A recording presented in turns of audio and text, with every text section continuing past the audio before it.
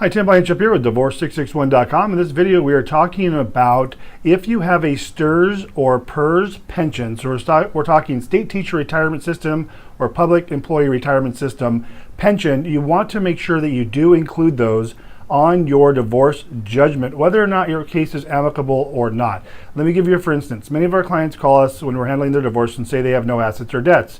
And when I inquire further, they say, well, we do have assets and debts, but they're each in our own names. And that's fine. A lot of people keep their own assets or debts, but we still want to include those on the judgment so you guys are protected. Now, when it comes to certain pensions, in this case we're talking about STRS and PERS, they are going to require that those items of those assets specifically appear on your divorce decree, on your judgment, showing that you are receiving 100% of your pension.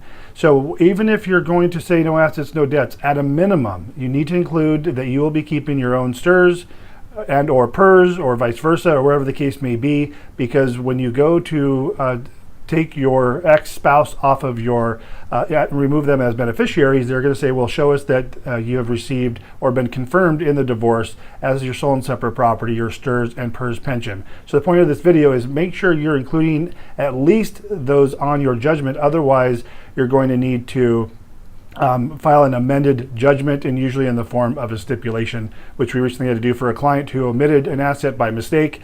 And when he called STRS, they said, sorry, we can't confirm this to you. We need to have it as part of the divorce decree, and so we had to file a stipulation confirming the omitted asset to him as a sole and separate property.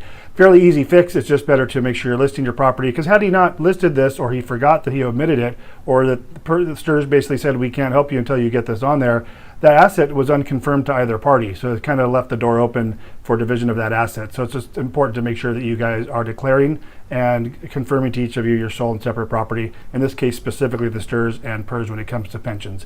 Tim Blankenship, divorce661.com. Hope you're having a great day. We'll talk to you soon.